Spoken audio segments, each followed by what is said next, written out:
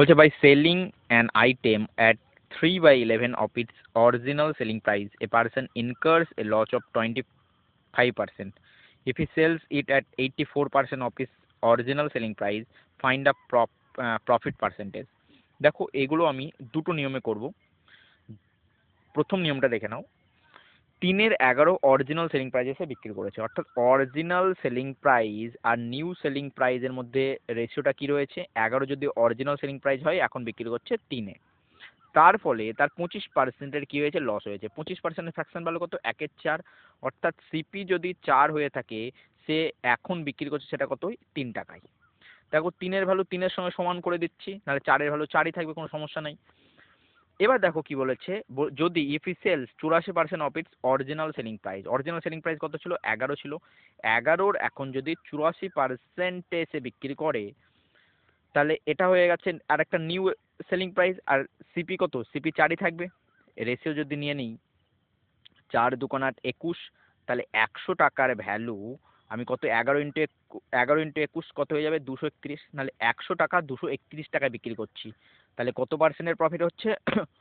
131%-এর কিন্তু আমরা কি দেখতে পাচ্ছি? প্রফিট দেখতে পাচ্ছি। তাহলে অপশন নাম্বার বি হবে একেবারে সঠিক উত্তর। এভাবে যদি না করতে হয়, নাহলে আরেকটা নিয়ম রয়েছে, সেই নিয়মটা আমরা একবার দেখে নিচ্ছি। দেখো এইগুলোকে আমাকে রেশিওগুলোকে সমান করতে হবে। প্রথমে কি হয়েছে? 3/11 of its original selling price, নাহলে যদি আমি 3/11 অরিজিনাল সেলিং প্রাইসে বিক্রি করি, তাহলে আমাদের 25%-এর লস হচ্ছে। 25%-এর লস মানে কি? আইটেমটা 75%-এ বিক্রি হচ্ছে, তাহলে 75% করে দিলাম। নেক্সট, এবার পরবর্তী স্টেপে কি বলছে? 84% of its original selling price. দেখো 84% রয়েছে, কিন্তু আমরা ওপরেরটাকে যেহেতু রেশিওতে নিয়েছি, নাহলে এটাকে আমাকে রেশিওতেই নিতে হবে। তাহলে এটাকে আমরা কি করবো? 84/100 করে নেবো। এর ফলে আমাদের কত পার্সেন্টের প্রফিট হচ্ছে সেটা আমাকে বের করতে হবে, সেটাকে আমি এক্স ধরে নিলাম। ক্লিয়ার হয়েছে?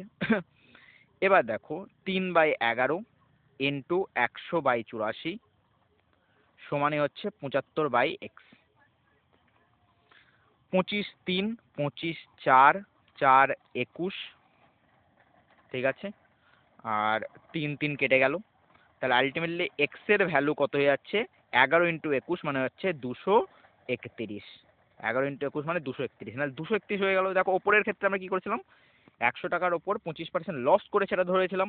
তাহলে এই এক্সটাকে আমাকে কি করতে হবে? 100-র ওপরে কত পার্সেন্ট প্রফিট হচ্ছে সেই রূপে আমাকে দেখতে হবে। নাহলে 100 টাকার ভ্যালু যদি 231 টাকা বিক্রি করি, তাহলে আমাদের কত পার্সেন্টের প্রফিট হবে? 131%-এর প্রফিট হয়ে যাবে। নাহলে আমরা এইভাবেও কিন্তু এই অঙ্কটাকে করতে পারি। তাই আমি দুরকমভাবে করে দিলাম। অপশন নাম্বার বি হবে একেবারে সঠিক উত্তর। ধন্যবাদ।